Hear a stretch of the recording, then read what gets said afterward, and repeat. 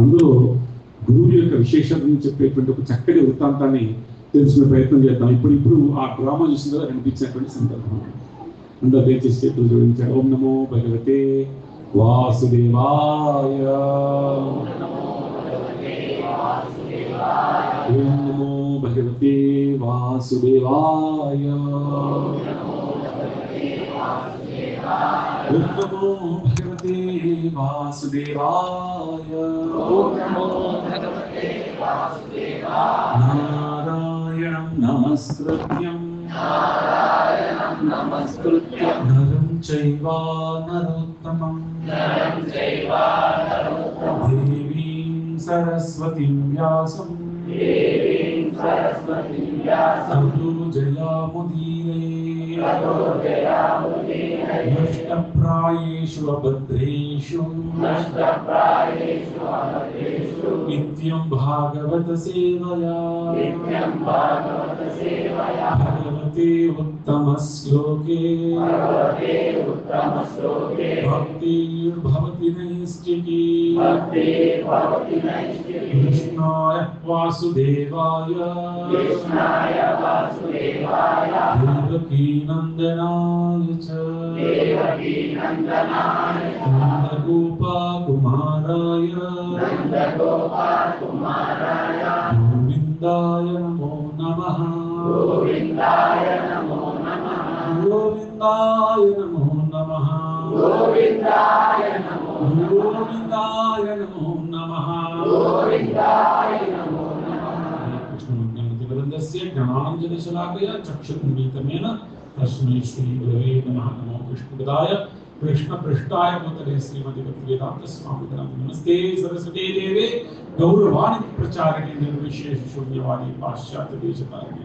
జయ శ్రీ కృష్ణ చైతన్య ప్రభు నిత్యానంద శ్రీ అద్వైత గదాధర శివాసాది గౌర భక్త వృంద.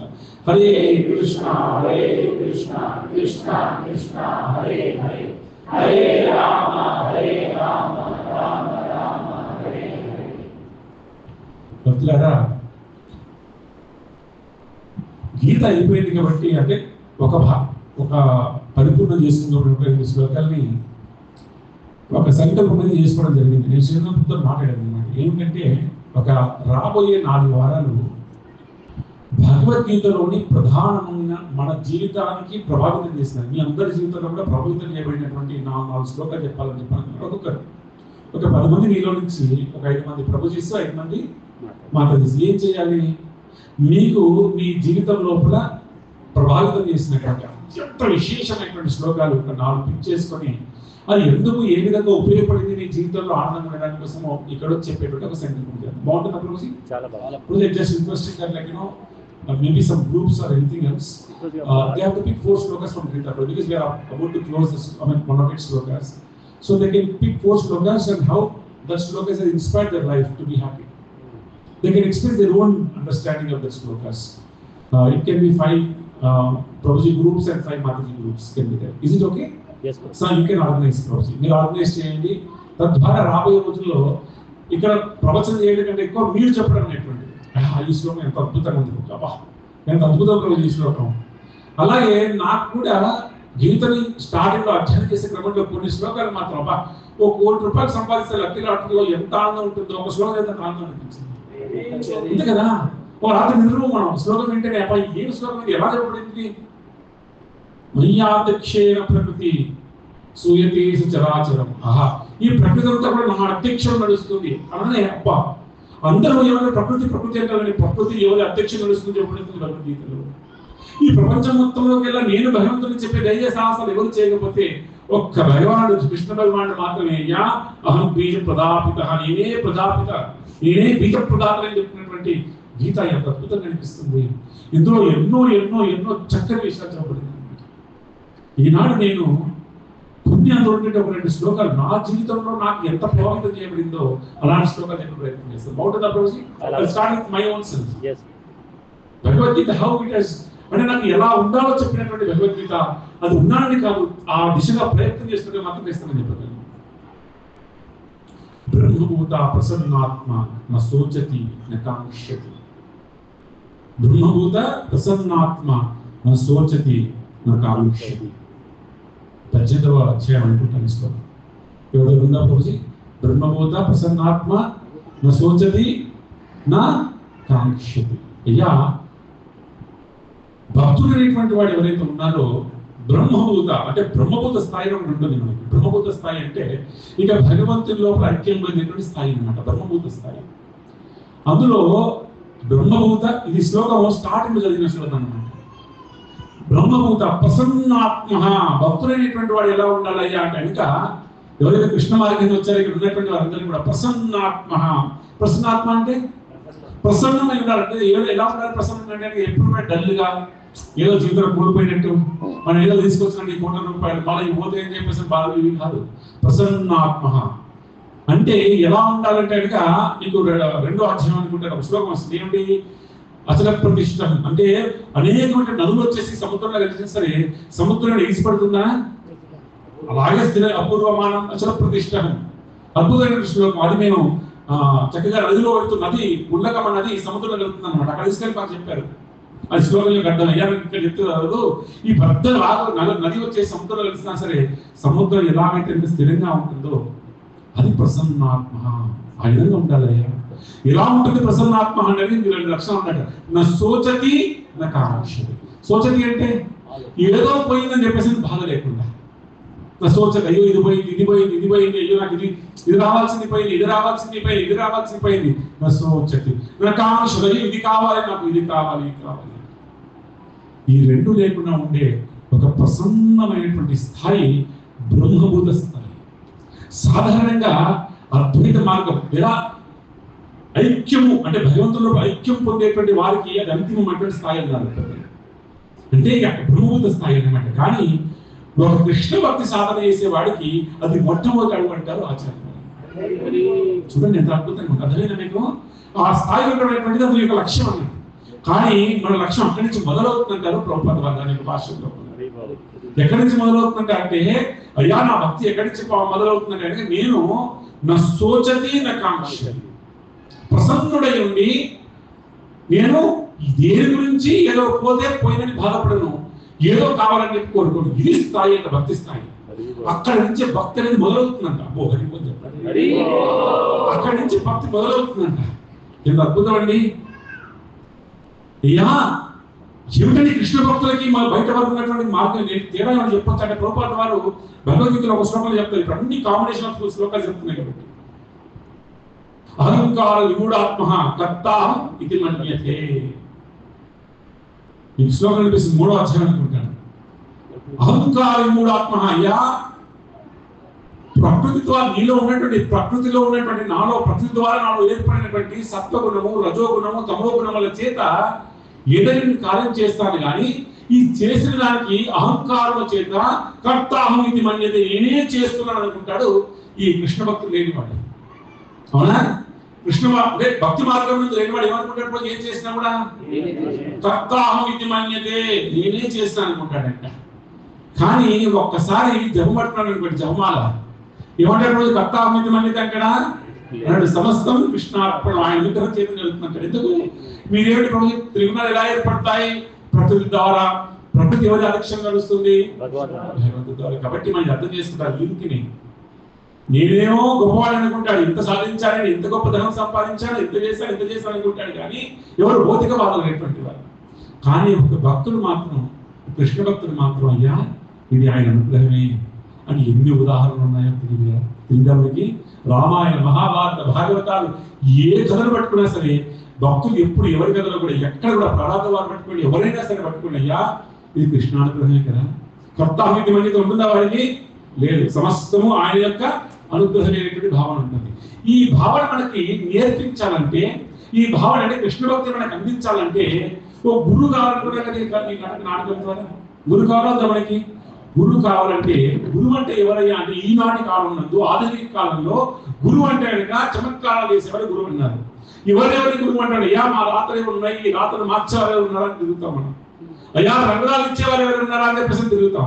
చేతి రాత్రులు మార్చేవారు ఎవరు ఉన్నారా, నుది రాత్రులు మార్చేవారు ఎవరు ఉన్నారా, ఏ గుడికి పోతే ఏ ప్రదక్షిణ చేస్తే ఏమవుతుంది, ఏ వీసా ఉండాలంటే ఏ గుడికి వెళ్ళాలి, ఈ మార్గంలోనే మనం అనుసరిస్తున్నాం. కానీ గురువు అనేటువంటి వాడు ఇలాంటి వాడు అయ్యా అంటే కనుక ఎలాంటి వాడంటే కనుక బలపట్టిన ప్రయత్నం చేయండి. నీ యొక్క యథార్థమైన స్థితిని చెప్పి, నువ్వు ఎవరో చెప్పి, నువ్వు చెప్పావు కదా, నువ్వు ఎవరో చెప్పి, ఎవరికి చెందినవాడో చెప్పి, ఆ చెందినవాడి గురించి నువ్వు ఏది చేయాలో చెప్పి, తను చేస్తూ నీకు చేయించు అవరోధాన్ని కూడా ఏమంటారు అధిగమింపజేసి, తాను అధిగమించి నిన్ను అధిగమింపజేసి భగవంతుడు చేర్చేవాడు గురువు అన్నారు. ఇంత అద్భుతంగా చెప్పారు ప్రొఫెసర్ వారు నాటకం ద్వారా. అలాంటి గురువులు మహానుభావులు ఎంతమంది జీవితాలను మార్చాలో చెప్పడానికి లేదన్నారు. అందుకే నేను ఒక రోజు క్లాస్ తీసుకున్నాను. ఏమిటంటే అయ్యా, మన జీవితాన్ని గురువు అనేటువంటి వాడు ఇక్కడి నుంచి ఇలా మార్చేస్తారన్నమాట. ఏం చేస్తారు రోజు గురువు అనేటువంటి వారు ఇక్కడ ఇలా ఉన్న జీవితం ఇలా మార్చేస్తారన్నమాట. పూర్వకాలం నందు ఒకనాడు సత్యయుగంలో కథ చెప్తున్నాను అండి. ఈ కళ చూస్తుంటే నాకు ఆ కళ స్మరణకు వచ్చింది. భాగవతంలో 6వ స్కందము 14, 15, 16, 17 4 అధ్యాయాలు చెప్పబడుతుంది ఈ వృత్తాంతం. ఏ స్కందంలో? 6వ స్కందంలో. కథ చెప్పడానికి 2 గంటలు కథ కావాలి, కానీ 20 నిమిషాలు చెప్పాలి. సార్ చెప్పే ప్రయత్నం చేస్తున్నాను. గురువు అనేవాడు ఎలా మనల్ని ప్రభు చెప్పినటువంటి దానికి 5 విషయాలు ఉన్నాయి కదా గురువుకి. ఎలా భగవంతుని చేయి పట్టిస్తాడో చెప్పేటువంటి కదా, ఎలా శిక్షణ ఇస్తాడో చెప్పాలి కదా. మనం చమత్కారం నమస్కారం చేస్తున్నాం కదా, ఆ చేయకుండా ఎలాంటి వారి గురువు గుర్తించాలని చెప్పి కదా చెప్తున్నాను. ఇలాంటి కథలు పోకలు భాగవతంలో. ఒకనాటి కాలంలో సత్యయుగంలో ఒక కథ జరుగుతుందంటే చెప్పేవారు సుఖయోగుల వారు వినేటువంటి వారు పరీక్షితులతో భారం అంటారు కూడా. భాగవత సప్తాహం అందరూ తెలుసుకున్నాం. వరుసకంలో అద్భుతం అద్భుతం. ఒకనాటి కాలంలో పరీక్షిత మహారాజు వారు ప్రశ్న అడిగారంట. ఎవరిని? సుఖయోగిందుల వారిని. వృత్తాసుడు యొక్క వృత్తాంతంలో వస్తుందని. ఆయన రాక్షసుడు. ఆయన ఇంద్రుడితో యుద్ధం చేస్తున్నాడు. యుద్ధం చేస్తుంటే యుద్ధం చేస్తున్నటువంటి సమయంలో భగవంతుడు నారాయణ స్తుతి చేస్తున్నాడు అనమాట. మనకు భాగవతంలో అనేకమైన స్థుతులు వస్తాయి. అందులో అగ్ర స్థాయిలో కొన్ని స్థుతులు ఉన్నాయి. ప్రార్థన, స్తుతి అంటే ప్రార్థన, భగవంతుడికి భక్తులు చేసే ప్రార్థన అంతే. అందులో ఒక కుంతి స్థుతి వస్తుంది, ఒక భీష్మ స్థుతి వస్తుంది. అంతటి స్థాయిలో, అదే స్థాయిలో వృత్తాసుడి యొక్క కథ వస్తుంది, ఆయన స్థుతి కూడా వస్తుంది. ఆ స్థుతి విన్న తర్వాత పరిచిత మహారాజు ఉపయోగితో అడుగుతున్నాడు. అయ్యా గురుగారు, ఏమిటండి ఈయన త్రిగుణములతో ఉన్నటువంటి వాడు, త్రిగుణంలో తమోగుణం ఉన్నటువంటి వాడు రాక్షసుడు. శరీరం లేని గుణంలో ఉంది, తమోగుణంలో ఉంది. యుద్ధం ఏ యుద్ధం యొక్క ప్రాంతం ఏది? తమోగుణ ప్రాంతం. ఒక తమోగుణ ప్రాంతంలో చేయవలసినటువంటి కార్యము రజోగుణమై ఉన్నది. తమోగుణమైనటువంటి ఆ శరీరంతో యుద్ధం చేస్తూ దేవతలు సైతం కూడా అసూయపడే విధంగా నారాయణ ఎలా స్మరించారైనా, ఇంత అద్భుతంగా నారాయణ ఎట్లా స్మరణ చేయగలిగారు అని అడుగుతారట. అడిగితే దానికి సమాధానంగా చెప్పేటువంటి వృత్తాంతము చిత్రకేతు మహారాజు వారి యొక్క వృత్తాంతం. ఎంతమంది విన్నారు చిత్రకేతు మహారాజు యొక్క వృత్తాంతము? ఓకే, సంతోషం, చాలా సంతోషం, మహాద్భుతం. కొంచెం షార్ట్ గా చెప్పే ప్రయత్నం చేస్తుంది. గురు ప్రధాని ఇక్కడ చిత్రకేతు మహారాజు కథ ద్వారా గురువు యొక్క విశిష్టం తెలుసుకోవడం కోసం కథ చెప్తున్నాను, అంతరించి వేరే కాదు. అయ్యా, ఇప్పుడు నీకు రాక్షసులు కనిపిస్తున్నాడు కానీ నీకు పూర్వజన్మ వృత్తాంతం నీకు చెప్తానని చెప్పేసి చెబుతూ సత్యయుగం నాడు ఒకనాటి కాలం నందు సోరసేనటువంటి ఒక పెద్ద సామ్రాజ్యం ఉంది. ఏకచక్ర సంవత్సరాన్ని ఈ భూమండలానికి ఒక రాజు ఉండేటువంటి వాడు. ఆయన పేరు చిత్రకేతుడు. ఏ పేరండి? మర్చిపోతు జీవితంలో ఆయన అలా పట్టుకునేటువంటి ప్రయత్నం చేయాలి అంతే. అంత ప్రాబ్లం మనకు వస్తుందంట. ఎవరైతే చిత్రకేతు మహారాజు యొక్క వృత్తాంతాన్ని వింటారో, ఫస్ట్ చెప్తున్నాను, ఎవరైతే చిత్రకేతు మహారాజు వారి యొక్క వృత్తాంతాన్ని వింటారో చివరి సమయంలో నారాయణ వచ్చేసి ఆయన స్మరణ చేపిస్తాడు. అయ్యా నా పేరు చెప్పవయ్యా, నారాయణ తీసుకుపోతాను. ఏ విధంగా అనక అర్జునికి బాణం ఇచ్చి బాణం అయ్యవయ్యా సరిపోతుంది, నీకు విజయాన్ని ఇస్తాను, నువ్వు ఏం చేయగలిగా వెయ్యి అంటే నేను అలా చూసుకుంటాను అన్ని కూడా అని చెప్పేసి ఏ విధంగా కృష్ణ పరమాత్మ అర్జునికి అభయం ఇస్తాడో చిత్రకేతు మహారాజు వారి యొక్క వృత్తాంతం ప్రత్యేకించి వృత్తాసుడి యొక్క స్థుతి, అదేవిధంగా చిత్రకేతు మహారాజు యొక్క వృత్తాంతం భిన్న మాత్రం చేతనే మనందరి జీవితంలో నారాయణ స్మరణ సదా నిలిచిపోతుందంట. ఎందుకు ఫలశ్రుతి చెప్తానంటే ముందు చెప్తా అందరూ పట్టుకుంటారు కాబట్టి. ఒకనాడు ఒక పూర్వకాలంలో సత్యయుగంలో కూడా ఒక మహారాజు అనేటువంటి వాడు, ఆయన పేరు చిత్రకేతుడు. ఈ భూమండలం అంతా కూడా రాజునేటువంటి వాడు. ఎంత ఐశ్వర్యమయ్యా అంటే సమస్తం ఈ భూమండలం నుండి సమస్తము ఆయనే అధికారం. యవ్వనంలో ఉన్నటువంటి వాడు, మహా సౌందర్యవంతులైనటువంటి వాడు, అధీర భయంకర ప్రాక్రమం కలిగినటువంటి వాడు. ఓహో, మహాద్భుతమైనటువంటి వాడు. ఇది ఏమిటండి భార్యలు ఎంతమంది అన్నారు? అయ్యా అందులో చెప్పాలి 1 కోటి మంది భార్యలు ఉన్నారు. సందేహించండి 1 కోటి మంది భార్యలు ఏంటంటే కోరికనే భార్యలు చెప్తారు. అందరూ ఎలా ఉంటుందండి? ఒక ఉదాహరణ చెప్తూ మూలం ఇంకో చెప్తాం కదా, ఆ విధంగా చాలా మంది భార్యలు ఉన్నారంట. ఎంత అద్భుతంగా ఉంది ఆ జీవితం అంటే రాజ్యం అంతా కూడా చాలా సుభిక్షంగా ఉందంట. అందరూ సంతోషంగా ఉన్నారు, రాజు సంతోషంగా ఉన్నాడు. సత్యయుగం కదా అది. ధర్మం చక్కగా నాలుగు పాదాలు నడిచేటువంటి యుగం కదా, చాలా సంతోషంగా ఉన్నానంట. యథార్థంగా మరి రాజుగారు సంతోషంగా ఉన్నారంటే లేదు, ఆయన సంతోషంగా లేరంట. ఏమిటంటే కారణము అంటే అయ్యా నా రాజ్యంలో నా ధనాగారం అంతా నిండి ఉన్నది. ఒక రాజు ఎందుకు ఇప్పుడు సంతోషిస్తాడు ఎప్పుడంటే తన ధనాగారం ఎప్పుడు నిండుగా ఉంటాడంట. తన మంత్రులు కూడా సరైనటువంటి సూచనలు ఇవ్వాలంట రాజుకి. తన ప్రజలందరూ కూడా రాజుని ఎప్పుడు కూడా ఆదర్శంగా స్వీకరించాలంట. అవునా? ఇలా అన్ని చక్కగా ఉన్నాయ్యా, ఎందుకు మీరు దుఃఖంలో ఉన్నారంటే కనుక అయ్యా ఇంతమంది భార్యలు ఉన్నారు నాకు, కానీ నేను పోతే నా తర్వాత నా ముందు పోయినటువంటి వారితో పాటు నేను పోతే నాకు తర్పణ వదిలేటువంటి నా కుమారుడు నాకు లేడు కదా, సంతానం లేదు అని బాధపడండి. అవునా? సంతానం అయ్యాడంటే ఏమిటి? సంతానం లేక ముఖ్య ఉద్దేశం ఇంటి పేరు పెట్టుకోవడం ముఖ్య ఉద్దేశం కాదండి. దయచేసి సనాతన వైదిక ధర్మంలో పితృలకి ఏమిటి తర్పణ చేయటము, వారిని సంతృష్టి చేయటం వైదికంగా చాలా విశేషం. పూర్వకాలంలో పితృలు చెప్పేవారు దేవతారాధన మర్చిపోయడం లేదు, పితృదేవతల ఆరాధన మర్చిపోతే చెప్తారన్నమాట. కృష్ణుడికి వచ్చాము అన్ని సంపూర్ణం, అది మనకు సందేహం లేదు. అందులో దేవతారాధనలో కొంచెం అప్పుడైనా ఏదైనా మనం దోషం జరిగినా పర్వాలేదు, కానీ పితృ దేవతల యొక్క దోషం జరగకూడదు అంటారు పెద్దలు. కానీ నాలో పాటు 9 తరాలు మా పూర్వీకులందరికీ కూడా తర్పణ చేసి మా యొక్క ఉద్ధగతికి సహాయపడేటువంటి ఒక కుమారుడు నాకు లేదు కదా. అయ్యో ఈ కుమారుడు లేకుండా ఈ సమస్తమైన రాజ్యం ఉన్నా నాకెందుకు, ఇంతమంది భార్యలు ఉన్నా నాకెందుకు, ఇంతమంది ఎంత ఉన్నా కానీ ఎంత ఐశ్వర్యం ఉన్నా నాకెందుకు అని బాధపడుతున్నారట. ఇదే మనందరి జీవితం. చిత్రకేతు మహారాజు కదా ఎప్పుడో జరిగిన కథ కాదు, మనందరి కథ. ఎందుకంటే మనందరికి మనసు చెప్తుంది ఉన్నది సరిపోదు లేనిది ఉన్నది సరిపోదు లేనిది. అవునా? ఉన్నది సరిపోదు, ఆయనకు అన్ని ఉన్నాయి, ఏమిటి ఆయనకుంటే సరిపోదా?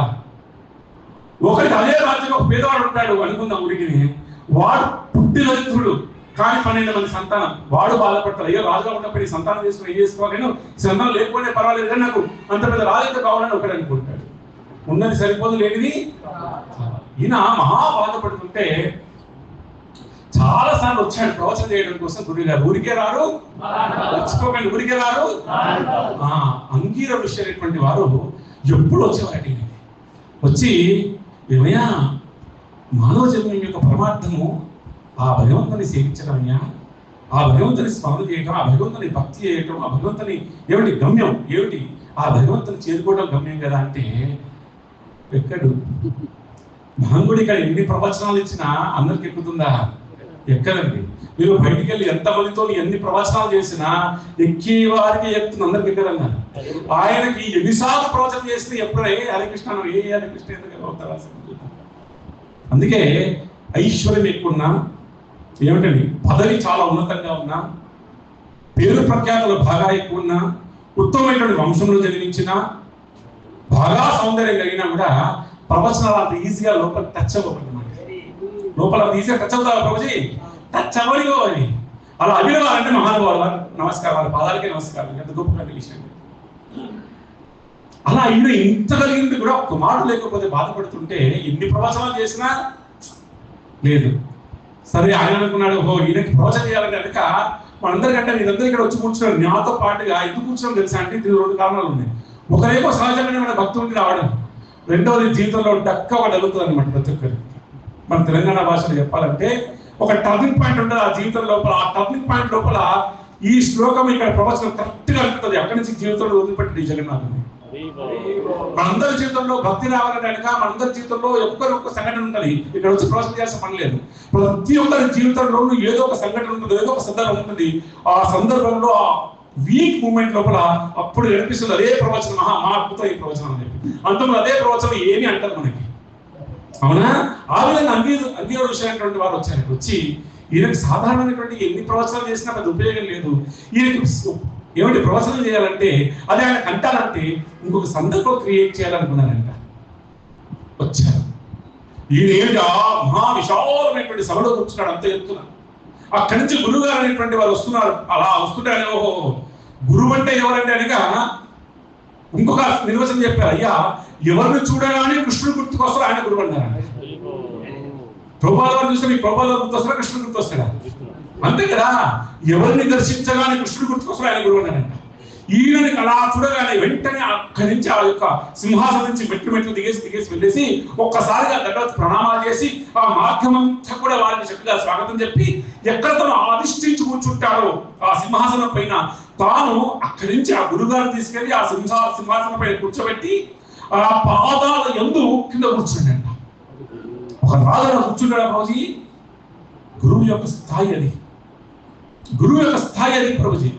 అలా కూర్చొని ఆ పాదాల దగ్గర వెళ్ళి పాదాలను సేవించి అర్చించి పూజించి, అయ్యా గురుగారు త్రికాలజ్ఞులైనటువంటి వారు, మీరు అనుగ్రహిస్తే పొందలేనటువంటిది ఏదైనా ఉందా? నా శోకం ఏమిటో మీకు తెలియదు. ఏమిటయ్యా శోకంగా ఉన్నా అనలేదు ఆయన. చాలా నేను చాలా సంతోషమే, కానీ నీ ముఖంలో ఎంత సామ్రాజ్యానికి రాలినప్పటికీ కూడా ఇంకా ఏదో దుఃఖం ఉందా? దుఃఖానికి కారణం ఏమిటో అడిగాడు. ఎలా గుర్తించాలంటే మీ ముఖ కవలికలు బట్టి, అందుకే ప్రసన్నాత్మ భక్తులు ఎప్పుడు సంతోషంగా ఉండాలని దయచేసి పట్టుకోండి. ఏదో కోల్పోయినట్టు ప్రపంచం అంతా వదిలిపోయి ఏం లేదండి, అన్ని అంతే కృష్ణార్పణ. ప్రసన్నాత్మ ఎప్పుడు సంతోషంగా ఉండాలంటే భక్తులు ఏంటంటే అయ్యా మీ యొక్క ముఖ కవలికలు బట్టి నాకు అర్థమవుతుంది మీరు ఏదో దుఃఖంలో ఉన్నారంటే రాజుగారు చెప్పండి ఏమిటని మీకు తెలియదా?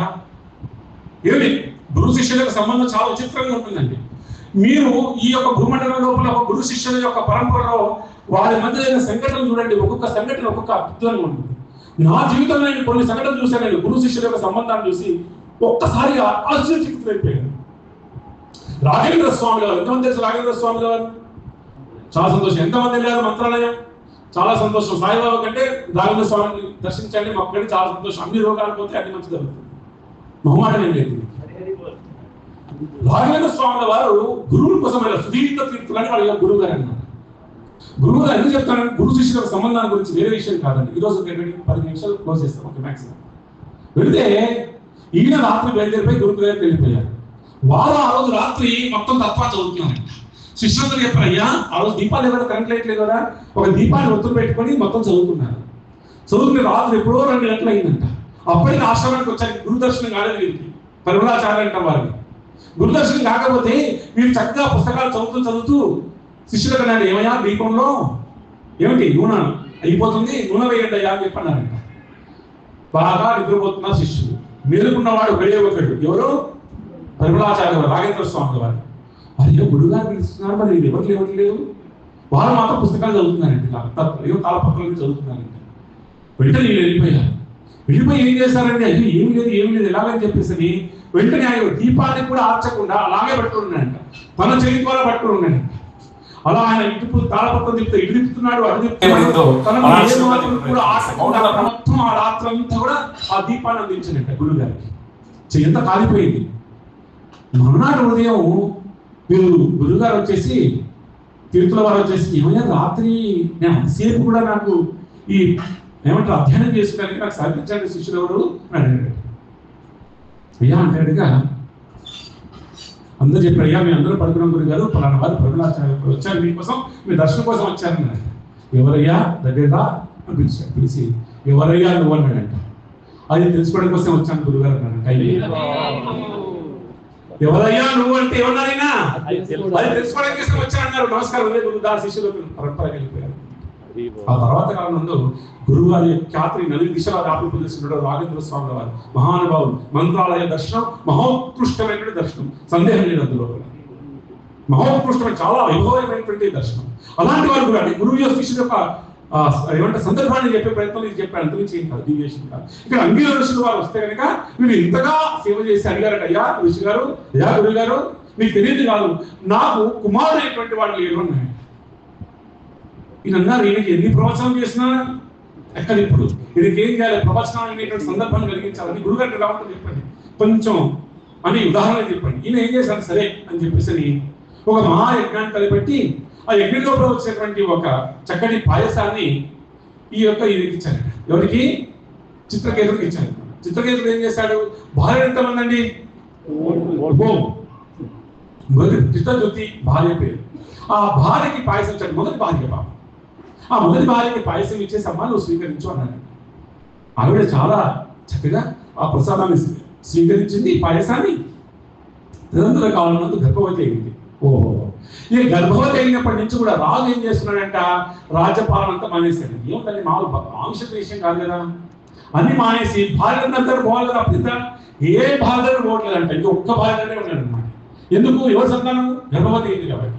అలా ఉంటూ ఉంటూ ఒక చక్కటి ఒక కుమారునికి జన్మించింది. ఈ జన్మనిచ్చే ముందు ఆయన గురుగారు ఒక మాట అన్నారు, అయ్యా ఈ కుమారుడికి నామధేయం ఏమైందో తెలుసా నీకు అని. హర్షశోకుడు నేను నామధేయం ఇచ్చిపోతారు గురుగారు. ఎందుకంటే ఫస్ట్ ఏం పేరండి? హర్ష శోకుడు. అంటే కనుక ఆయన అంటారు ఒకటి, ఏ కాలం నందు నీకు సుఖాన్ని దుఃఖాన్ని ఇచ్చేవాడే కుమారుడు అని చెప్పి పోతారు అనమాట. ఏ కాలం నందు ఏమి ఇస్తాడు నీకు?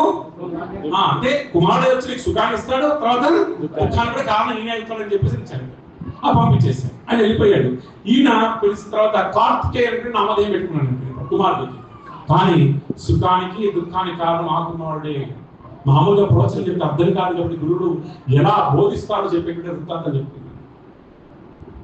ఆ విధంగా కుమారుడు పెద్ద అవుతుంటే కనుక ఒక తండ్రికి యథార్థంగా కుమారుడిని ఒళ్ళో కూర్చోబెట్టుకొని ఒళ్ళో కూర్చోబెట్టుకొని తల నిమురుతూ వాడు మాట్లాడే చిన్న చిన్న మాటలు వింటూ ఆనందం ముల్లోకాలు చేయించడం రాదు అని చెప్పినటువంటి శాస్త్రం. చిత్రకేతుడికి ఇంత రాజ్యాన్ని రాజులని సంతోషం లేదు.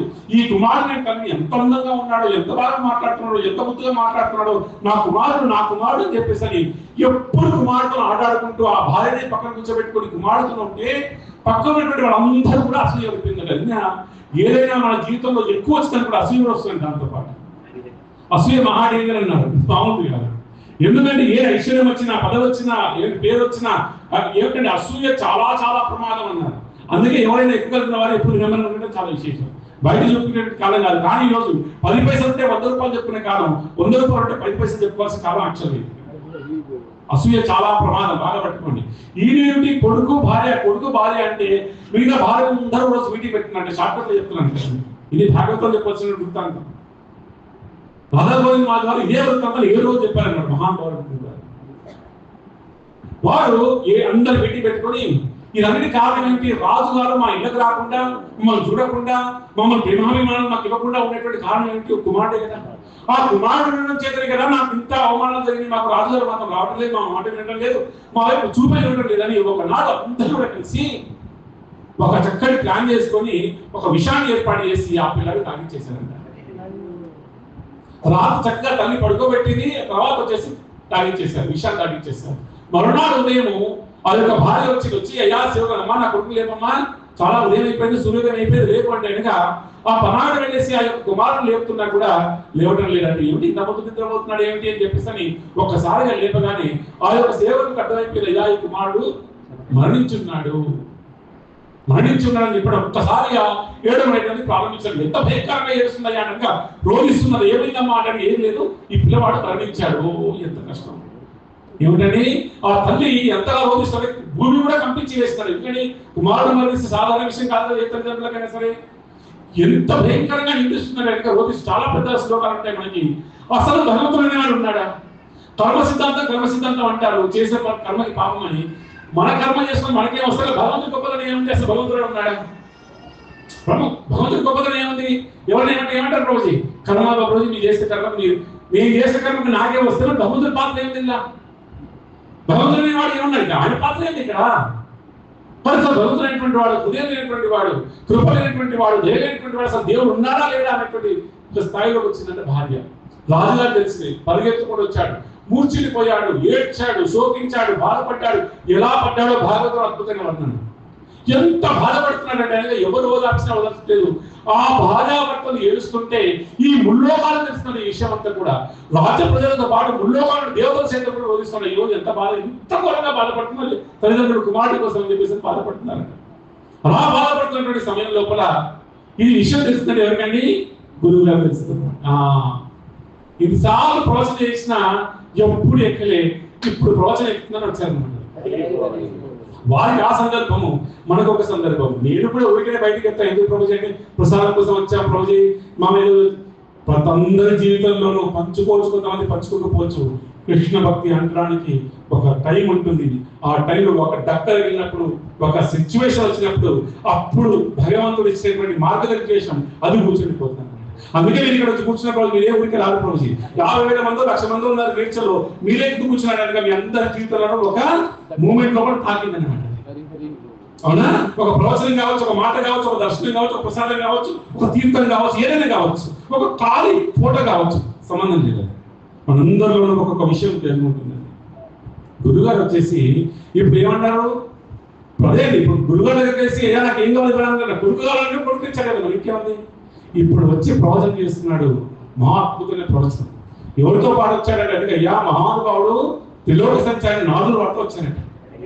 వచ్చి ఒక చక్కటి విషయం చెప్తున్నారు. అయ్యా మీరు తెలుస్తున్నారు మహారాజా, యథార్థంగా ఈ యొక్క సంబంధాలు అనేటువంటి ఏవైతే ఉన్నాయో పదిసార్లు చాలాసార్లు చెప్పాలి ఈ చిత్రకేతు మహారాజు యొక్క వృత్తాంతంలో విషయం. ఒక నది అనేటువంటి నీళ్లు పారుతూ ఉంటుంది. ఆ నీటితో పాటు ఎన్నో ఇసుకరేణులు పారుతూ ఉంటాయి. ఒకసారి నది ప్రవాహం ఆగిపోతే ఇసుకరేణులన్నీ కలిసి దిబ్బలాగా మారిపోతుంది. దిబ్బలకు మారిపోతాయా? కొన్ని రోజులు ఉంటాయి అలాగా. మళ్ళా నది లాగా ఏమిటి ప్రవాహాన్ని మళ్ళీ అయిపోయి మళ్ళీ ఒక దిబ్బ అయిపోతుంది. మనిషి సంబంధాలు కూడా అలాంటివి ఎన్నో ఎన్నో అనుబంధాలు అనుకుంటాం మనం. అంటే ఒక దిబ్బ ఏర్పడింది అనుకుంటే అది పర్మనెంట్ ఉంటుందా శాశ్వతంగా? అలాగే మన అందరి జీవితాలు కూడా అంటే భగవద్గీత 2వ అధ్యాయాన్ని పరిపూర్ణంగా చెప్తారు అంగీర వారు. అంగీర ఋషి వారు 2వ అధ్యాయం భగవద్గీత అదే ప్రవచనం, ఇంకేం లేదు. ఆ ప్రవచనం చేసి చక్కగా అద్భుతంగా చెప్పయ్యా ఈ మానవ సంబంధం అనేటువంటివి చాలా విచిత్రమైనటువంటివి, యథార్థంగా ఏమి శాశ్వతమైన సంబంధాలు ఏమి కావు, నీకు తెలియదు కాదు. అయ్యా ఎంతో విత్తనాలు వేస్తాం మనం వ్యవసాయం లోపల, కానీ అన్ని చెట్లు వస్తాయా ప్రభుజీ? రావు. కొన్ని ఏమైతే కొన్ని చెట్లుగా వస్తాయి, కొన్ని విత్తనంలోనే పోతాయి, కొన్ని భూమిసారం లేకుండా పోతాయి, కొన్ని కరెక్ట్ గా పోషించకుండా పోతాయి. ఈ విధంగా మనం అనుకున్నటువంటి అన్ని కూడా జరిగే అవకాశం ఉండొచ్చు, జరగలేకపోవచ్చు. కాబట్టి ఇలా ప్రవచనం చేసుకుంటే నాలుగు వారు ఒక అద్భుతమైనటువంటి విషయం చెప్తారు, బాధపడిన ప్రయత్నం చేయబడుతున్నారు. ఆయన యొక్క దివ్యశక్తి చేత మరణించిన ఆ కుమారుని ఒక్కసారిగా ఆత్మలు తీసుకొచ్చి మళ్ళీ ఆ శరీరంలో పెట్టి లేపుతారట. అది కూడా చెప్పండి. ఎందుకంటే ఒక మరణించినటువంటి వ్యక్తి వెళ్ళి తిరిగి వచ్చి ఏమి మాట్లాడతాడో ఇది వృత్తాంతంలో ఉన్నటువంటి విశేషం. ఇది గురువు ద్వారా మనకు అందినటువంటి ఒక ఉపదేశం. అంగిరుల వారు అదే నాదుల వారు మనకి ఇచ్చినటువంటి మహోత్కృష్టమైన ఉపదేశం. ఆ పిల్లవాడిని ఒకసారి లేపి అయ్యా మీ నాన్నగారు మీ తల్లిగారు నాయన నీ కోసం బాధపడుతున్నారు, ఒకసారి వాళ్ళతో మాట్లాడని చెప్పన్నాడంటే నాన్నగారు వారు. అంటే చూడండి, పాశం తెంపేవాడు గురువు. ఈ భౌతిక జగత్తులో నిన్ను ఏమిటి 10 మేడలు ఇచ్చి అనుగ్రహాలు ఇచ్చి రంగురాలు ఇచ్చి ఇంకా పంపించని చెప్పేవాడు గురువు కాదండి. గురువు అంటే ఏమిటి? దయచేసి ఏమనుకోవద్దు, అయ్యా మీరు ఇంకేం కావాలి ఇది కావాలి ఇంకా పేరు కావాలి ఇంకా బంగారు కావాలి ఇంకా బంగారు పర్వాలేదు వస్తుండొచ్చు సంతోషం, నాకేం కావాలంటే గురువు ఏమంటారు కానీ అది ఇవ్వడం కోసం మాత్రమే గురువు యొక్క లక్షణం కాదు. అన్ని బంధాలు తెంపేవాడు గురువు. ఇది రాసుకోండి. భక్తి అంటే కనుక ఇక్కడికి అయ్యా నాకు ఇది కావాలనేటువంటి ఒక అడుగు పెట్టి నాకు ఏమవుతుంది అనుకునే ప్రయాణమే భక్తి ప్రయాణం చేసేది మనందరికి కూడా. ఇది కావాలని చెప్పేసి లిస్ట్ రాసుకొని ఏదో ఒకనాడు జగన్నాథ ముందు నిలబడిన అయ్యా నాకు ఏమవుతుంది నువ్వే కావాలనుకోవడమే భక్తి అన్నారు. అదే ప్రయాణం చేసేటువంటి ఆయన అన్నారు ఏంటంటే కనుక అయ్యా కుమారుడు లేచి ఒకసారిగా అయ్యా ఎవరు వీరు అన్నాడు. ఎవరిని? తల్లిదండ్రులు. ఎవరు మీరేంటి? నీకోసం నేను నీ తల్లిదండ్రులు ఎంతగా బాధిస్తున్నావు అంటే అయ్యా నేను ఈ ముల్లోకాల్లో ఎన్ని జన్మలు ఎత్తానో నాకు తెలియదు.